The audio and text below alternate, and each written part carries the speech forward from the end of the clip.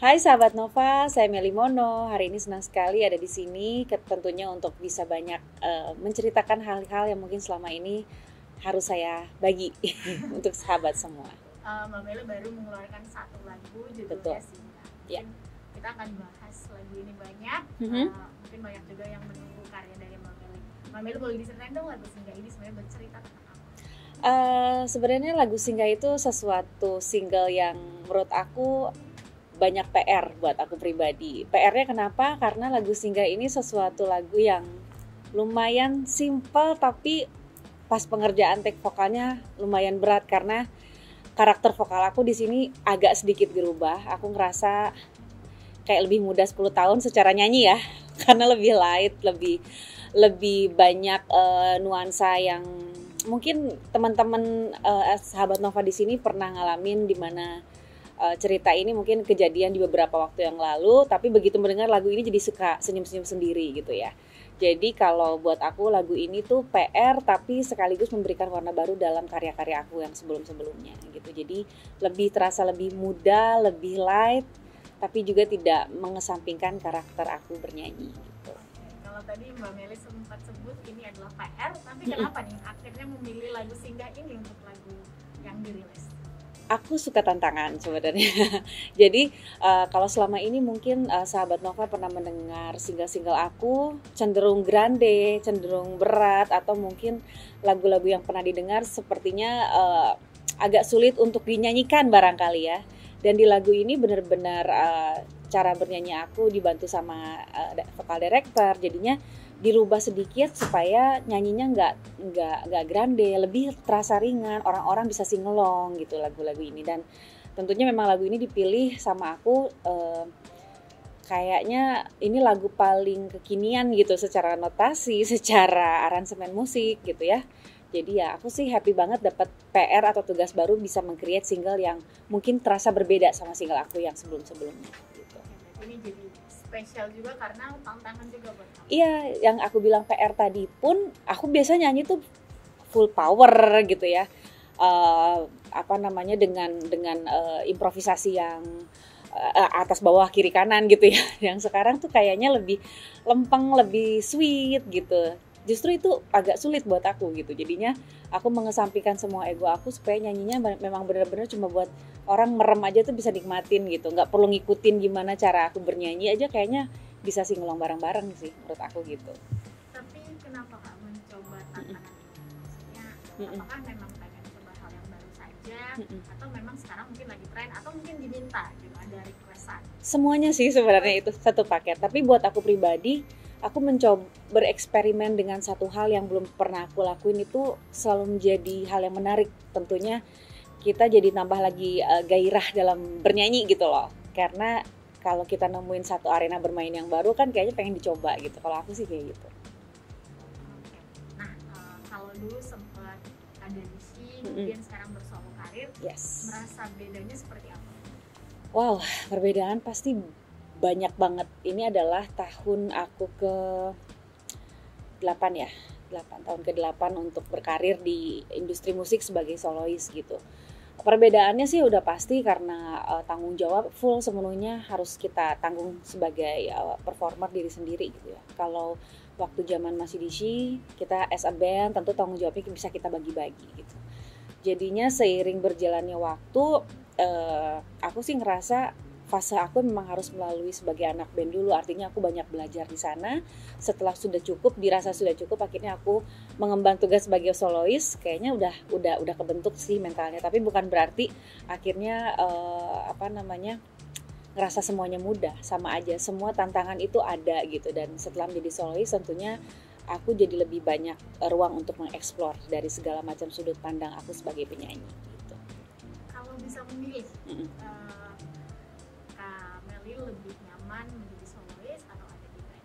Untuk saat ini tentu jadi solois ya, karena banyak hal yang bisa aku eksplor yang seperti tadi aku bahas bahwa tapi pun aku mungkin nggak akan bisa seperti ini, ada di titik ini mentalnya, pengalamannya, pengetahuannya kalau aku tidak pernah menjadi anak band. Jadi fase itu selalu aku nikmatin dan syukurin, pernah jadi anak band dan sekarang jadi solois gitu. Sekarang udah melalui dua fase gitu yang berbeda di dunia musik. pertumbuhan atau perkembangan sebutnya apa ya, untuk diri sendiri gitu. Itu seperti apa nih yang Kak Meli rasakan di dua fase yang berbeda itu? Apa yang berubah dari seorang Meli? Tentu tanggung jawab ya, seperti tadi dibahas. Terus juga kalau dulu aku merasa bisa mengandalkan sesama anggota band. Kalau sekarang ya aku ngerasa semuanya jadi tanggung jawab aku. Memang ya kalau kita jadi solois, apalagi tipenya orangnya pengen terjun langsung kayak aku gitu. Pemilihan lagu, bahkan pemilihan studio, sampai memilih mic untuk take vokal aja tuh aku sendiri gitu. Jadi kadang-kadang aku mikir, studio ini ada mic ini nggak? Ada yang ini nggak tipe ini? Kalau nggak ada, ganti studio gitu. Kadang-kadang sampai segitunya. Artinya aku dapat banyak pengalaman, dapat banyak pengetahuan. Aku senang karena aku punya passion di sini. Jadi yang berubah adalah secara jam terbang udah pasti. Pengetahuan aku senang dapat banyak teman-teman di luar band aku yang dulu gitu ya. Jadi banyak kerjasama sama orang-orang di luar band, itu pengalaman banget. Sampai akhirnya di single-single ini aku bekerja sama dengan musisi-musisi muda, Juicy Lucy gitu. Jadi ya kalau didengarkan lagunya mungkin nuansanya hampir mirip-mirip ya. Kayak gitu. Nah, tadi ada di dua fase bermusik yang berbeda, kemudian juga bahkan genre gitu ya, bisa dibilang itu berbeda. Tapi Kak Mel tuh punya taste musik tersendiri nggak sih, yang dari dulu sampai sekarang tetap ini yang Meli Mono banget? Ada nggak? Kalau masalah genre musik udah pasti aku ada di garis pop ya, di benang merahnya tetap di pop. Tapi artinya aku senang sekali pernah bisa berkolaborasi sama waktu itu sama Kotak dengan musik pop rocknya gitu ya. Aku senang, tipenya senang bereksperimen dengan genre musik apapun, tapi garis besarnya pasti balik lagi ke pop karena sesuai kapasitas yang aku punya. Yang kalau yang dibilang aku banget, mungkin aku senang musik-musik yang yang secara lirik itu kuat, mungkin juga bisa menyampaikan pesan atau lirik lagu itu sampai ke hati. Karena beberapa teman-temanku suka bilang aku kalau bawain lagu ballad itu kena banget gitu. Jadi ya mungkin yang kalau dibilang musik yang Meli banget ya yang seperti itu gitu. Tapi pun kadang-kadang aku juga rindu, kadang-kadang makanya masih senang kalau kemana-mana bawa band gitu. Jadi musik-musik dengan distorsi itu memberikan energi yang berbeda, di samping musik-musik yang memang rasanya harus lebih banyak dieksplor waktu kita nyanyi gitu. Jadi ya seru sih buat aku kalau untuk sebagai penyanyi ya. Orang Meli Mono ini udah ada di industri musik belasan puluhan tahun ya. Kalau terjunnya sih dari 2001 ya. Kalau rekaman 2003, 2004 kalau nggak salah. Apa yang membuat Kak Meli Mono bertahan lama di industri musik? Yang paling penting aku merasa tetap hidup gitu loh.